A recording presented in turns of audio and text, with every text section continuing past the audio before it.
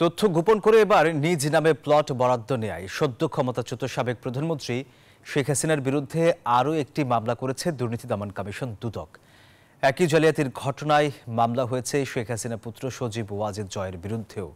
বুধবার দুদক মহাপরিচালক জানান, রাজুকের প্লট বরাদ্দের নীতিমালা লঙ্ঘন করে জালিয়াতি ও ক্ষমতার অপব্যবহার করে সরকারি প্লট নেয় তাদের বিরুদ্ধে দুটি মামলা করেছে সংস্থাটি। হলফনামায় তথ্য গোপন করে নিজের নামে প্লট বরাদ্দ নেয় এবার দুদকের মামলায় ফাঁসলেন গণ অভ্যুত্থানের মুখে পলাতক সাবেক প্রধানমন্ত্রী শেখ হাসিনা। রাজুকের প্লট বরাদ্দে জালিয়াতির ঘটনায় শেখ হাসিনার বিরুদ্ধে এ নিয়ে মোট 6টি মামলা করেছে দুদক।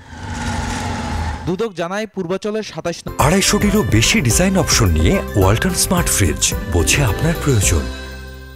নম্বর সেক্টরের ২০৩ নম্বর সড়কের অতি মূল্যবান কূটনৈতিক এলাকার ৯ নম্বর প্লট বরাদ্দ নেন শেখ হাসিনা। পরস্পর সুবিধা লাভের আশায় জালিয়াতিতে জড়িত শেখ হাসিনা ও ৮ কর্মকর্তার বিরুদ্ধে মামলা করেছে সংস্থাটি। পূর্বাচল আবাসন প্রকল্পের অতি মূল্যবান কূটনৈতিক এলাকায় অভিযোগ সংশ্লিষ্ট জনাব শেখ হাসিনার নামে বরাদ্দ প্রদান ও প্লটের বাস্তব দখল গ্রহণ করার অপরাধে আজ একটি মামলা রুজু হয়েছে। অন্যদিকে মায়ের ক্ষমতার অপব্যবহার করে একই সড়কের ১৫ নম্বর প্লটটি বরাদ্দ নেন হাসিনা পুত্র সজীব ওয়াজেদ জয়।